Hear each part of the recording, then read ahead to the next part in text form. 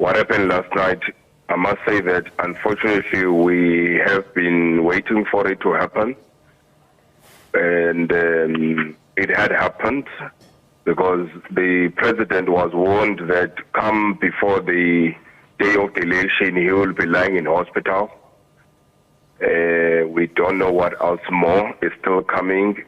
What you are actually alluding to, it happened. And thanks to the members of the presidential protection who managed to keep the president safe up to this far. But nevertheless, as the MK party in KwaZulu-Natal, we are highly concerned and we are registering this, particularly with the Presidential Protection Unit and the Minister of Police, and that the safety of the president has been highly compromised due to political interference in his safety, having his security reduced dramatically to put his life in danger, because he is in support of Umkhonto weSizwe party, who will be, after the 29th, leading and governing this country and all other provinces.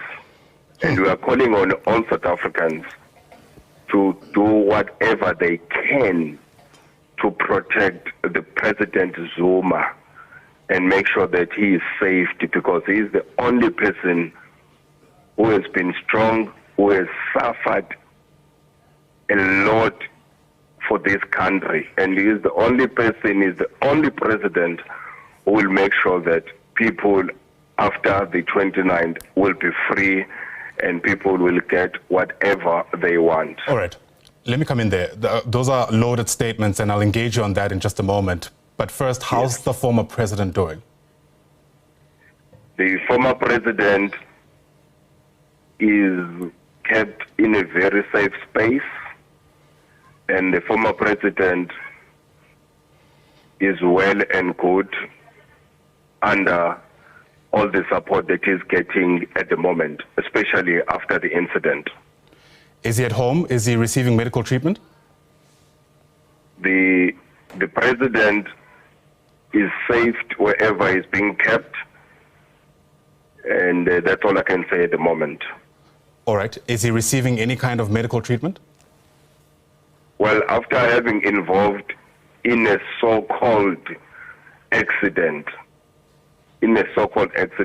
having him reduced his security, that which led to this, how the actual accident happened.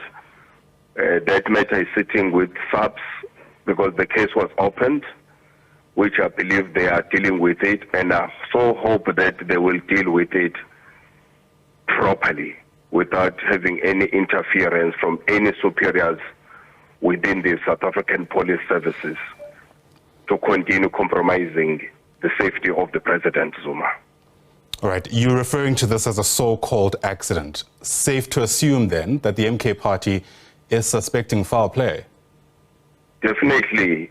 Whoever is doing it, they know themselves out there. I'm not the one who's saying it. They've said it publicly. They've said it on national broadcast, and people will all know who they are. But just because now they are in charge, they've got powers to manipulate, they've got powers to redeploy, they've got powers to cut the safety of the president, which we strongly believe that what led to this. This is an incredibly serious allegation that you're making, Musa, and I'm sure you'll understand that I'll have to press you for some kind of evidence that you are leaning on that makes you believe that what took place last night involving this accident was deliberate with the intent to cause harm. If there was, just as a citizen of this country, I've never seen such an incident that will happen to the head of state, being a former head of state or head of state. It has never happened to anyone. So why will it happen to President Zuma?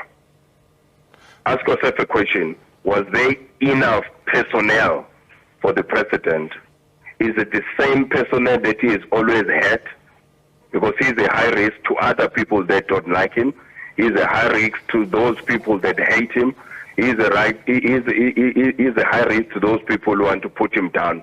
Just remember, they not only are taking him, they are taking the whole country, they are taking all of us. Because whatever happens to him, it happens to all of us. So this is why hence I'm saying we will have to do whatever it takes to protect the president.